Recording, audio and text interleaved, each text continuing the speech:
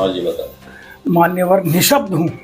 कल वरुण सागर फाई सागर रोड पर एक ऐसी हृदय विदारक घटना घटी, उसमें मैं आपके चैनल के तरफ से, अजमेर वासियों की तरफ से उस नन्ही सी बच्ची को अपनी हार्दिक श्रद्धांजलि अर्पित करता हूं और पूरे परिवार को मेरी संवेदना प्रकट करता हूं। अब आप देख लीजिए, मुख्य मार्ग, इतनी पब्लिक रहती है, 24 घंटे रोड चलता है, उसके ऊपर इतना बड़ा ट्रक, अगर एक आप चौराहे से 10 कदम भी चलोगे ना, तो अगर हेलमेट नहीं लगाया हुआ आपने तो तुरंत आपकी गाड़ी सीज जाएगी। परंतु इतना बड़ा ट्रक, अजमेर शहर में आए दिन इतनी बड़ी बड़ी घटनाएं होती रहती है। आप देख लीजिए, कभी किसी चौराहे की घटना आती है, कभी किसी रोड की आती है कि यहाँ इस बच्चे को कुचल दिया, आज बुजुर्गों को कुचल दिया, आज महिलाओं को कुचल दिया, और कल फिर एक होनहार बच्ची जो टॉपर थी, आप देख लीजिए, IAS की तैयारी कर रही थी, उस बच्ची को कितनी दर्दनाक, एक पैर तो वहीं खत्म हो गया उसका और एक पैर कुचल गया और अस्पताल जाने पर उसकी मौत हो गई।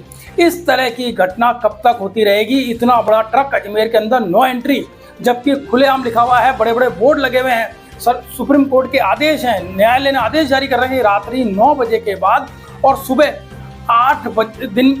9 बजे के बाद कोई शहर में नहीं दिखना चाहिए और रात्रि के 9 बजे बाद कोई शहर में नहीं आना चाहिए चौपहिया वाहन।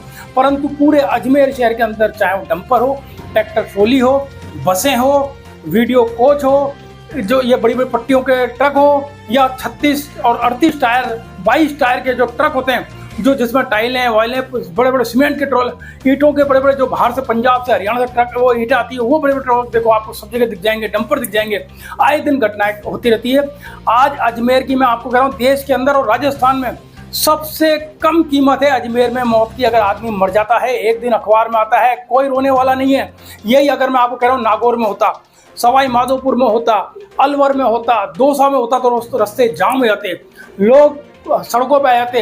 यही वहाँ का सांसद, मैं आदरणीय हनुमान बेनीवाल जी को इस मामले में याद करता हूँ कि अगर कहीं पर भी घटना होती है, चाहे वो जोधपुर हो, बाड़मेर हो, नागौर हो, अलवर हो, कहीं पे भी हो, वो तुरंत पहुंच जाते हैं और आम जनता जिसके साथ ये घटना हुई है उसको न्याय दिलाते हैं, 50 लाख रुपए मुआवजा दिलवाते हैं और जो परिवारजन है उनको संविदा पे नौकरी दिलवाते हैं। परंतु आप देख लीजिए, अजमेर में कोई रोया क्या? कोई कुछ नहीं, सब अपने अपने काम में मस्त हो गए। किसी एक खबर बन के रह गई, ये आज एक दिन की खबर बनी है, कल सब भूल जाएंगे। ये घटना किसी के साथ भी हो सकती है।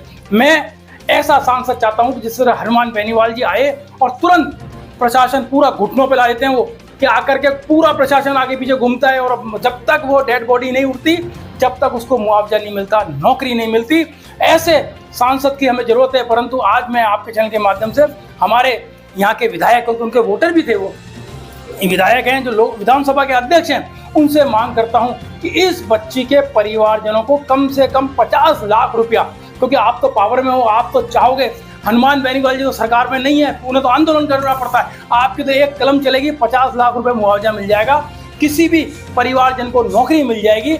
आप उनके लिए ये कीजिए। मैं तो जो ये कल जो घटना घटी है, वास्तव में सोचने पर विवश करती है कि हर सड़कों, हर रोड के ऊपर आप देख लीजिए, मौत के ये दूत, ये यमदूत बन करके आपको कहीं पर भी घूमते दिख जाएंगे।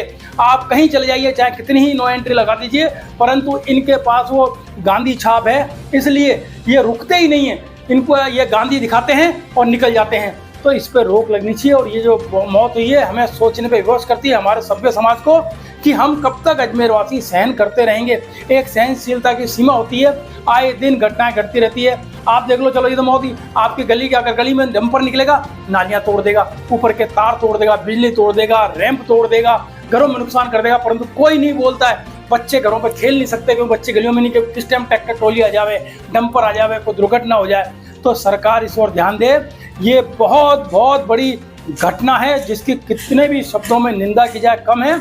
मैं तो यही निवेदन करूंगा कि ये पूरी तरह से अवैध जो वाहन चल रहे हैं अजमेर शहर की नगर निगम सीमा के अंदर, रात्रि 9 बजे से पहले अंदर नहीं घुसने चाहिए और सुबह 8 बजे से पहले पहले अजमेर खाली हो जाना चाहिए इनसे।